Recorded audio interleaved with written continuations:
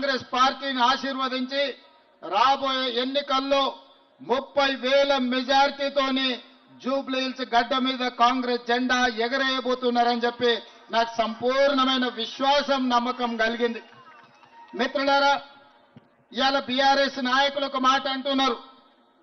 ఉప ఎన్నికలు వచ్చినాయి, మా సిట్టింగ్ శాసనసభ్యుడు చనిపోయిండు, ఆయన చనిపోయిండు కాబట్టి ఆయన సతీమణిని గెలిపించండి అని. నేను ఒక మాట అడగదలుచుకున్నా. నేను ఈ సందర్భంగా నవయువకులకు గుర్తు చేయదలుచుకున్నా.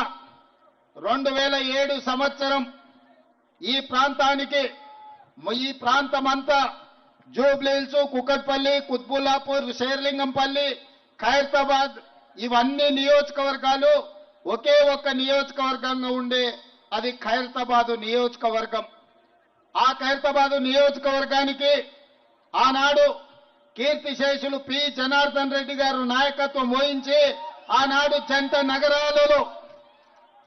నగరాలలో ఇతర జిల్లాల నుంచి, ఇతర రాష్ట్రాల నుంచి ఎవరు ఉద్యోగ ఉపాధి అవకాశాలకి ప్రాంతానికి వచ్చినా వాళ్లకు నిలువ నీడనిచ్చి, ఉండడానికి ఆశ్రయం ఇచ్చి, ఉద్యోగ ఉపాధి అవకాశాలు ఇటు బాలనగర్, సనత్ నగర్ పారిశ్రమలలోనే కాదు హైటెక్ సిటీ ప్రాంతంలో ఉద్యోగ ఉపాధి అవకాశాలు కల్పించడు.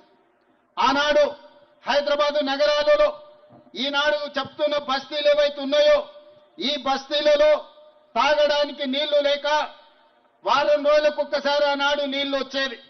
నీళ్ల కోసం గంటల కొద్దీ మా ఆడబిడ్డలు క్యూలో నిలబడేది.